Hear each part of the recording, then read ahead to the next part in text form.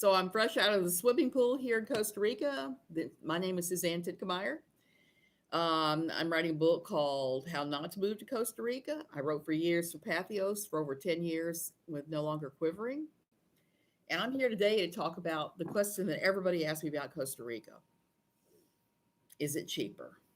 Well, yes and no. We have to examine that.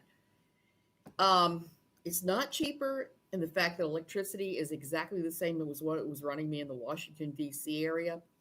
I'm not sure why, but electricity here is rather costly. The water bill is a fraction. Hey, a fraction of what ran in the States, my water bill is. The same thing with trash pickup and the municipal things you have to pay. They're a lot less here. The only thing that I could think of that is outrageously high here is your electricity and your gasoline. Gasoline is more than double what it is in the States here. That's the bad news. The good news is there's copious public transportation. You can take the bus just about anywhere. I mean, literally anywhere. You can go across the entire country, go up to Nicaragua, down to Panama on a bus. Uh, so that kind of offsets the cost of the gas. You can take a bus anywhere. You can take a Parato or a regular taxi. And those prices are actually way lower. I think I paid, the last time I went into Tamarindo, I paid about 30 cents from here for my bus ticket. And from here to San Jose, which is a good 5 hour ride at least, I think my last bus ticket I bought was 13 bucks. So those are the things that are more expensive. And of course, you're going to pay more for things like things that are imported. You're going to pay a lot more for electronics here unless you shop carefully. A lot more for plastics. Plastic things are more expensive. If they have to import them from China, they're more expensive. So I always tell everybody, bring all your junk plastic because you're going to need it when you're here. And replacing it is going to cost some money. Everything else is a lot lower. Example, big example for me is cable and internet. When we were living in the DC area, our cable and internet for the same package we have here with 1,000 channels and high-speed internet. Oh, it ran us about, I think $139 a month is what we were paying in the DC area to Comcast. Here, we're paying roughly about 30 or 40 bucks tops for the same service, same channels. Yeah, with higher gas prices. Yep. They have better public transportation options. It's the same here. Much better. When we lived in Europe, it was crazy good, the public transportation options. So it's not a bad thing when the price of gas is high in places. It does force you to do that. It's also a small enough place where you can walk around a lot of places too, or take a bike. And I frequently see Ticos riding their horses. We're in the middle of horse country here. For what you would expect in Costa Rica, there are horses everywhere, and I love it.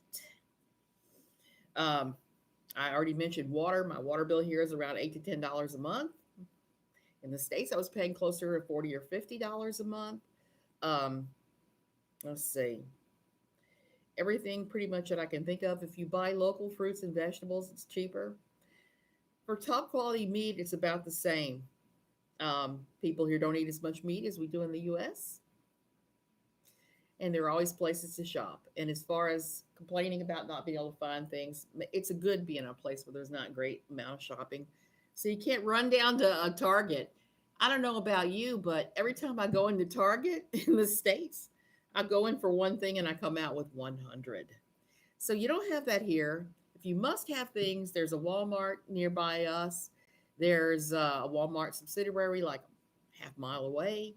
There's a place called Pequeño Mundo, which is in Liberia. There's Universal. There are modern malls and stores. They're just not going to be as frequent or as common here as they are in the States. You have to say, okay, I'm driving to Liberia today. I'm going to hit Price Mart, their Walmart. I mean, Price Mart, their Costco. I'm going to hit Walmart. I'm going to hit Pequeño Mundo, which is like a clearance place. I'm going to hit Universal, which is like Dillard's, comparable to that.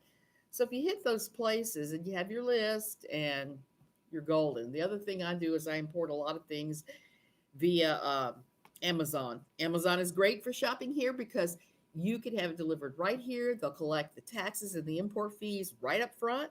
So you don't even have to deal with the aduana. If you have to deal with the aduana, your importing becomes a lot more complex and crazy. I once ordered some clothing from a place I used to order from in the States all the time, and it was roughly, by the time I finally got them, I would get them in 3 days in the States, 3 days tops, shipped them from India.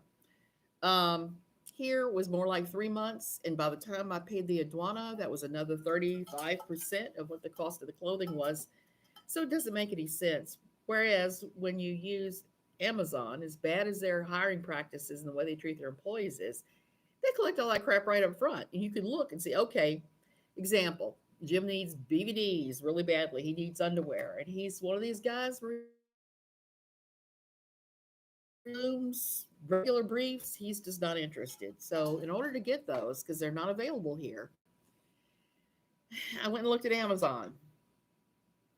They were reasonable, like, I don't know, like $9 a pack. The problem was the import fees and the taxes were $44. And I said, no way. So when that happens and you're trying to budget here, what you do is you do like I do, or like I used to do before this pandemic hit. You take your suitcases and you stack them all inside each other. You put your little suitcase with your clothes inside your medium suitcase and inside your large suitcase when you fly back to the States. And then on your way back, you come back with three full suitcases. Those things that they're going to charge you an outrageous import fee, we buy in the States. We bring them back in our suitcases, and there's never a problem with having to pay a douane that way. Whereas if you order it, it's going to be a problem. So most things are super cheap here. The other thing that's not super cheap is if you buy American food. If you decide, hey, I must have chunky Campbell's chunky soups, there's only been one store in the area that carries that.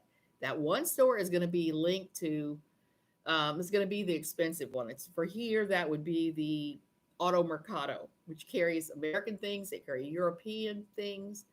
They've got wonderful food from Italy. It's a great place to shop. You can shop the world there, except for one thing, sky high there. Sky high there. For example, chunky soup. My husband signed up to be a resident.